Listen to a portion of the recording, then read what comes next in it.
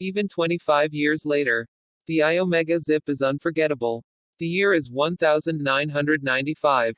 You're stuck with slow floppy disks that only hold 1.44 MB of data. But there's an exciting new technology, zip drives, which can hold 100 MB and free you from floppy disks. Now, 25 years later, we look back at Iomega's zip technology and its history. Did you know some industries still use zip drives? Again, in 1995, when compared with the standard floppy disk, the zip drive felt like a revelation. It allowed people to back up their hard drives and transfer large files with ease. At launch, it retailed for around $199, about $337 today, when adjusted for inflation, and the discs sold for $19.95 apiece, about $34 today. Zip drives were originally available in two versions. One used a Windows or DOS-based PC's parallel printer port as its interface. The other used the higher-speed SCSI interface common on Apple Macintosh computers. Zip proved phenomenally successful during its first year on the market. In fact, Iomega had trouble keeping up with the demand for both drives and disks. To celebrate its 25th birthday, let's take a look at what made Zip so zippy, how the brand changed over time, and what eventually killed it.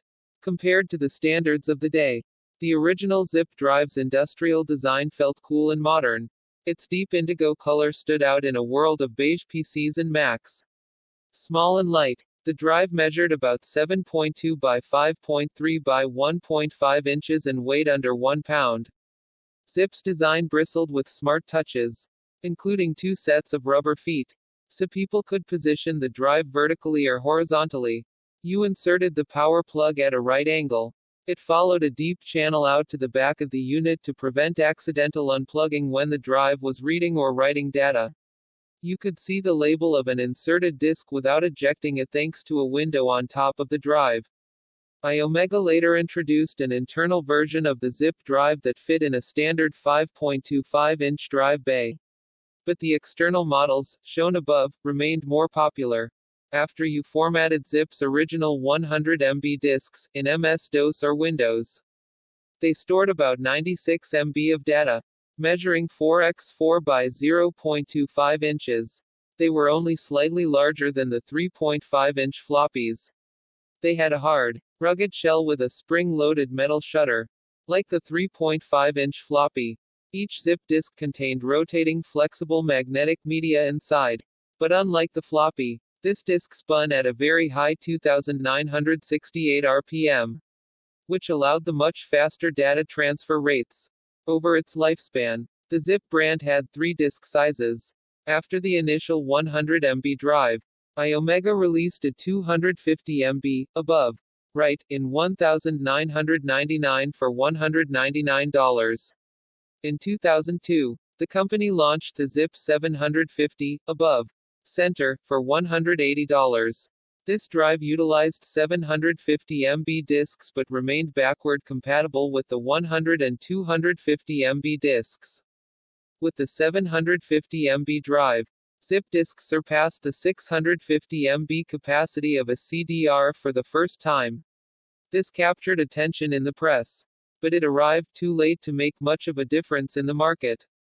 In 1999, Iomega introduced Click, a small, pocket-sized removable storage system.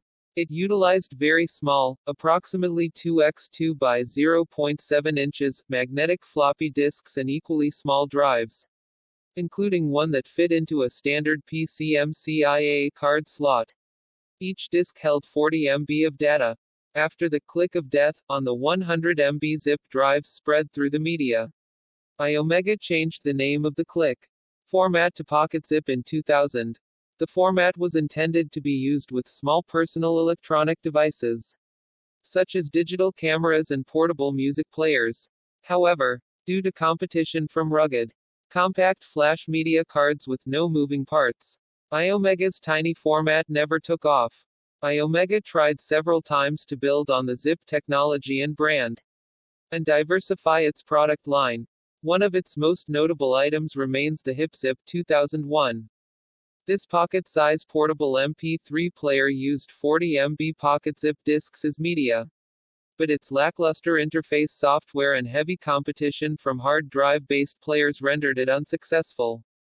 Photoshow, 2000, a glorified 250 MB zip drive with a composite TV output that served up still image slideshows from zip disks, was another interesting attempt. It was intended for business presentations and people who wanted to show their family photos on a TV. While it was a clever idea, its clunky, slow software held it back. In the late 90s and early several of Apple's Power Mac G3 and G4 desktop computers included an internal zip drive option. Not long after launch, zip disks found a killer application with graphic designers, who commonly used Macs.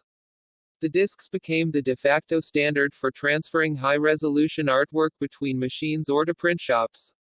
The price of a single recordable CDR dropped from $100 to $10 during the 90s. By the end of the decade, you could get one for just a few cents. Each CDR held 650 MB of data, 6.5 times more than the standard 100 MB zip disk. As competition for inexpensive CDR drives heated up, Iomega decided to market its own CDR drive under the Zip brand. ZipECD 650, 2000, initially sold well, but it quickly gained a bad reputation for unreliability. Iomega sold several other ZipECD and CDR drives under other brand names later. But none could capture the market the 100 MB zip drive once held. The introduction of widespread, inexpensive CDR drives and media, which could be read by any standard CD-ROM drive, began to eat away Zip's market share for removable backups. Businesses also started installing local area networks, LANs, in ever-increasing numbers. LANs allowed large file transfers between machines without any removable media at all. In the additional competitors emerged, including DVD-R drives, broadband internet access, and removable flash USB sticks. At that point, zip disks had already become largely irrelevant for most people. Amazingly, though, even 25 years later, zip is not entirely dead. According to Wikipedia, some aviation companies still use zip disks to distribute data updates for airplane navigation systems.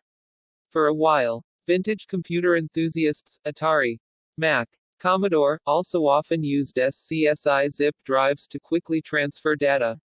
Although that has now largely been replaced by flash media interfaces. While few people still use zip media, the format did shine brightly in the 1990s.